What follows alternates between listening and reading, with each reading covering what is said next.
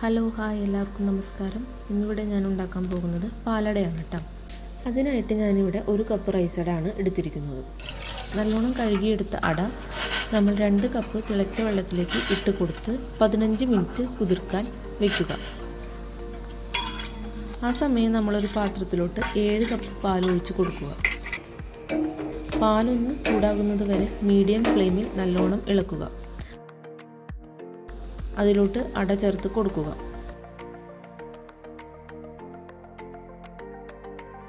ശേഷം തിളയ്ക്കുന്നത് വരെ മീഡിയം ഫ്ലെയിമിൽ നല്ലോണം ഇളക്കി കൊടുക്കുക. നിർത്താതെ ഇളക്കണം കേട്ടോ, അല്ലെങ്കിൽ അടി പിടിക്കാൻ ചാൻസ് ഉണ്ട്.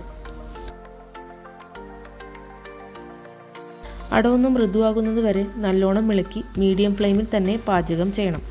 ശേഷം അതിലേക്ക് 1/4 കപ്പ് പഞ്ചസാര ചേർത്ത് കൊടുത്ത് നല്ലോണം കുറുകുന്നത് വരെ ഇളക്കുക.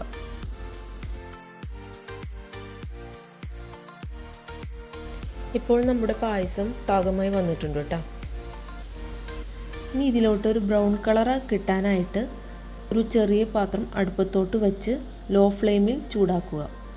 ചൂടായി കഴിഞ്ഞാൽ അതിലോട്ട് അല്പം പഞ്ചസാരയും വീഡിയോയിൽ കാണുന്നത് പോലെ വളരെ കുറച്ച് വെള്ളവും ചേർത്ത് ബ്രൗൺ കളർ ആകുന്നത് വരെ നല്ലോണം ഇളക്കുക. ഈ ബ്രൗൺ കളർ ആയതിനു ശേഷം നമ്മുടെ പായസത്തിലോട്ട് ചേർത്ത് നല്ലോണം ഇളക്കി അല്പം നെയ്യോ ബട്ടറോ ചേർത്ത് കൊടുക്കാവുന്നതാണ്. അപ്പോൾ നമ്മുടെ പാലട പായസം ഇവിടെ റെഡി ആയിട്ടുണ്ട് കേട്ടോ. നിങ്ങൾക്ക് വേണമെങ്കിൽ ഇത് ചൂടോട് കൂടിയോ തണുപ്പിച്ചോ കഴിക്കാവുന്നതാണ്.